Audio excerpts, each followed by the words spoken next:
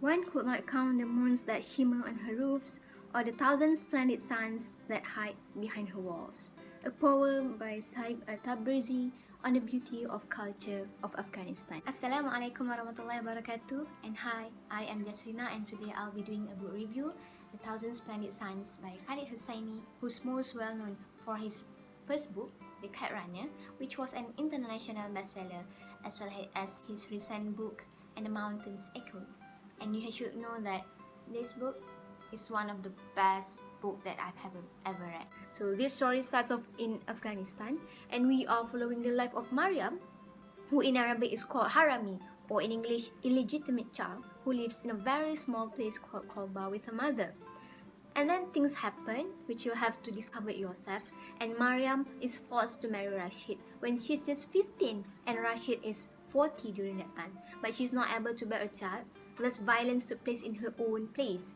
And then 2 decades after that, a teenager named Laila, she got married to Rashid, and initially Mariam and Laila, they did not get along. But eventually, due to some circumstances and reasons, there's a bond that connecting both of them, like the bond of mother and daughter. The title of the book is reflecting the bond, which is as beautiful as the heritage and culture of Afghanistan, as claimed in the poem that I've read earlier.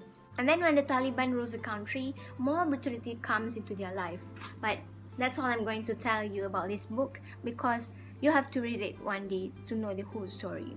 So now I'll be talking about the things that I like about this book. In every chapter, every character, every scene feels like real, because the way Khalid Hosseini describes them in details will make us imagine like how they are as if they existed in real life.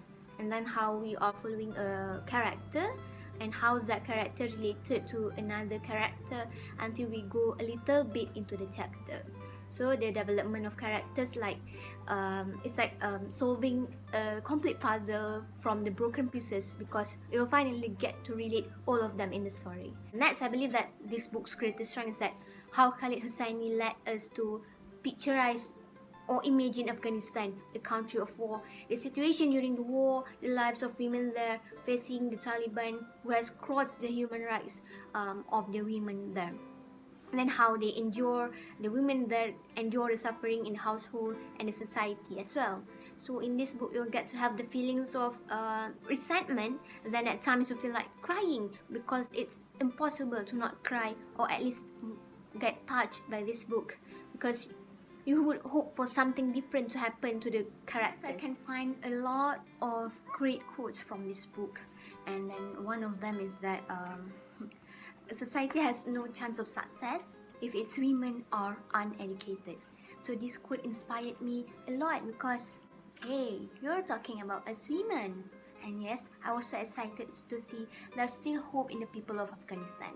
And you shall see many other quotes that will leave you happy, and you will be eager to write it somewhere. Once you read this book, it's easy to see why is everyone so amazed with the writing of Khalid Hosseini.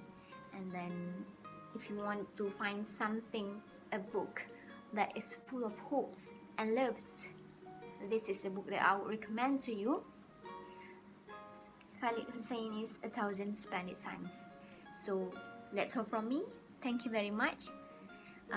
Last but not least, stay safe and stay at home. Let's continue the culture of reading after this. With that, thank you very much.